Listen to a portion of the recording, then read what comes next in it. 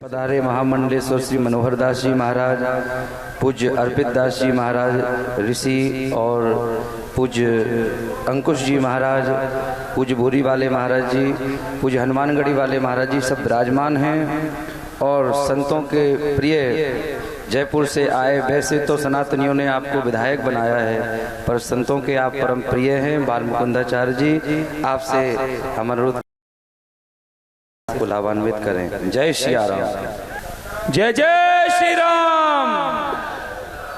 एक ही नारा एक ही नाम, एक ही नारा एक ही नाम। जय श्री राम जय श्री राम। जय श्री राम जय श्री राम। एक ही नारा एक ही नाम। जय श्री राम जय श्री राम। जय जय श्री राम। श्री राम रामाय रामभद्राय रामचंद्राय वेद से रघुनाथाय नाथाय सीताय पते नमः। नीलांबु श्यामल कोमलांगम सीता समारोपितवाम भागम, पाणो महासायक चारु चापम नमामि रामम रघुवंशनाथम।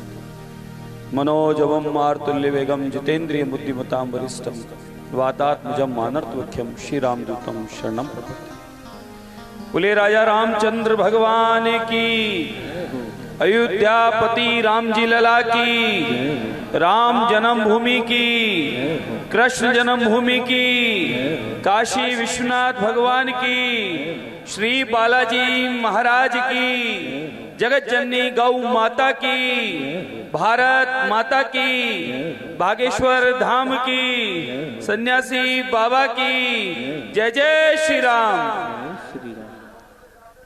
बहुत ही सुंदर अवसर, सनातन हिंदू एकता पद यात्रा का ये पावन अवसर, परम पूज्य सन्यासी बाबा की कृपा और आशीर्वाद से बागेश्वर धाम के परम पूज्य पंडित धीरेन्द्र कृष्ण शास्त्री जी को जो बाबा का आदेश हुआ, उसी आदेश पर आज संपूर्ण हिंदुस्तान में मेरे ख्याल से यहां तो कोई लाख आदमी यात्रा में होंगे, लेकिन संपूर्ण देश में ये यात्रा किसी न किसी रूप में सनातन की लगातार चल रही है।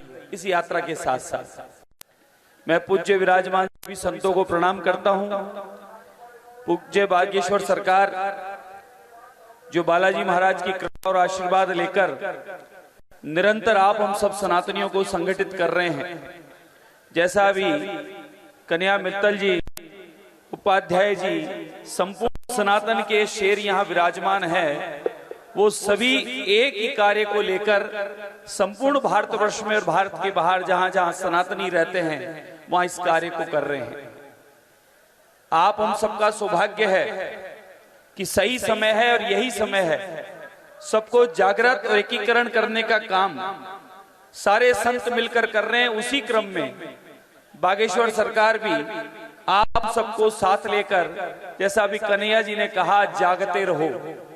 मैं अधिक समय न लेते हुए, क्योंकि आप हम सब जिनको सुनना चाहते हैं उनके लिए यहाँ उपस्थित हैं।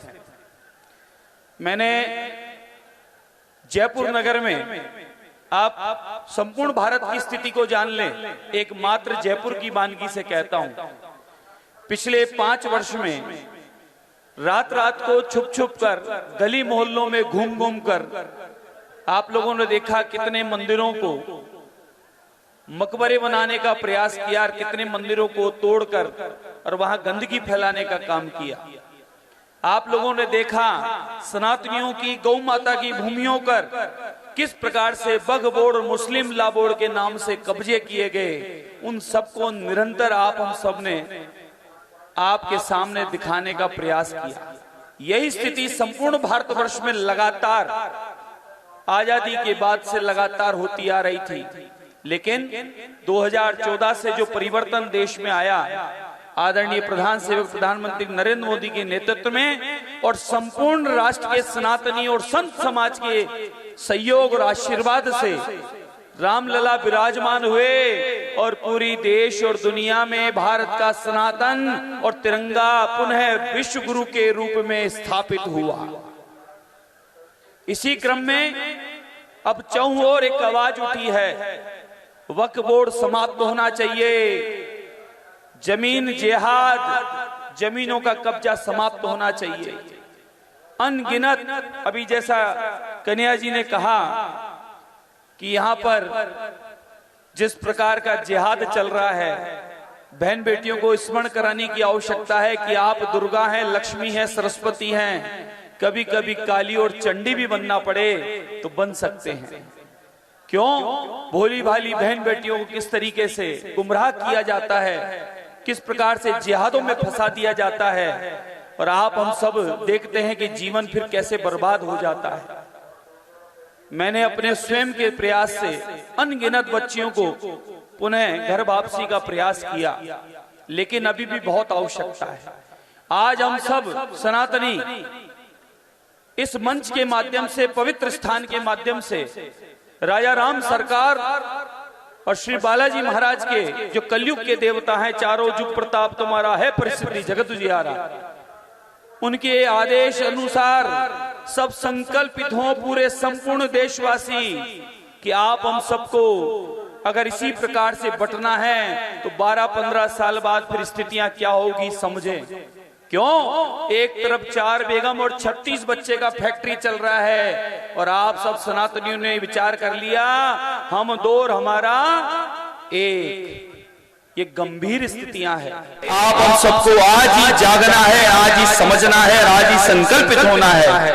आप हम सबका अस्तित्व आने वाली पीढ़ियों को बचाने के लिए, हमारे पूर्वजों का जो बलिदान था, जो संतों का बलिदान था, वो गौ माता और सनातन की रक्षा के लिए आप हम सब संकल्पित हो, सब एक रहें, सब नेक रहें, संगठित रहें, और जात पात ऊंच नीच इस प्रकार के भेदभाव इन मुगलों ने, अंग्रेजों ने हम लोगों के बीच डाले थे, ये खाइयां, उनसे ऊपर उठकर सब सामूहिक संगठित होकर सनातनी रहें और हिंदू समाज बनकर इस देश की तिरंगा और सनातन के साथ खड़े रहें। अन्यथा 1200 साल का इतिहास आप हम सबको पता है।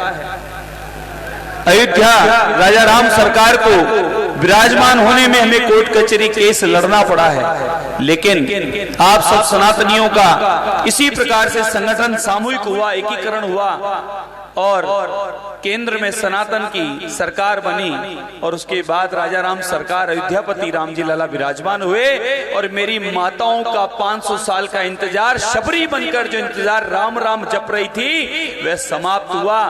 प्रभु राम बैठे, और अब भजन के माध्यम से कन्हैया जी ने कह दिया है कि अब मथुरा में भी बाबा श्याम के स्वरूप गोविंद विराजमान होंगे, कुतुब मीनार में नरसिंह और हमारे जैन 10 तीर्थंकर पुनः विराजमान होंगे, और ताजमहल में भी कहीं बाबा भोलेनाथ विराजमान हैं, उनके भी जल्दी दर्शन होंगे। अनगिनत स्थानों पर पुनः हमारे देवी देवताओं की प्रतिष्ठा होगी, और ये जितने भी आतंकवादी आतंकवादी उस जमाने से लेकर आज तक हैं, इन्हें पुनः वापसी की ओर जाना होगा या घर वापसी आना होगा। बंधुओं, इस यात्रा का, इस अनुष्ठान का घर वापसी ठीक है,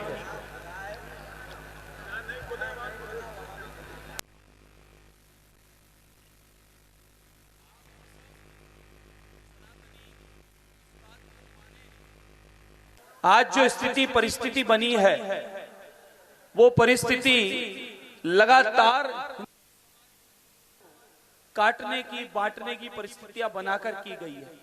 आप हम सबके बीच जानबूझकर ऐसी स्थितियां बनाई कि हम जात पात ऊंच नीच में, आप पूर्व इतिहास में चले जाएं, उस जमाने के जो ठाकुर हुआ करते थे, क्षत्रिय हुआ करते थे, ब्राह्मण हुआ करते थे, और उस जमाने के जो ऊंचे बोला करते थे, उन लोगों के सामने मुगलों ने एक ही बात रखी थी कि या तो आप टोकरी उठा लो, यानी मैला ढोलो, या फिर आप टोपी लगा लो।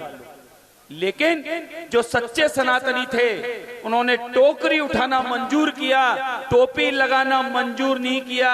क्यों? कि उन्हें अपना सनातन प्यारा था। इसलिए बंधुओं, आपसे हाथ जोड़ के प्रार्थना है मेरी, यही समय है, सही समय है आप हम सबको इसी प्रकार से संपूर्ण देश में यही संदेश पहुंचाना है कि आप हम सब जात पात की करो विदाई, जात पात की करो विदाई, जात पात की करो विदाई। इसी संदेश को लेकर पूज्य धीरेन्द्र कृष्ण शास्त्री जी समस्त भारत के सनातनी और संत समाज को लेकर आप हम सबको एकीकरण का कार्य कर रहे हैं।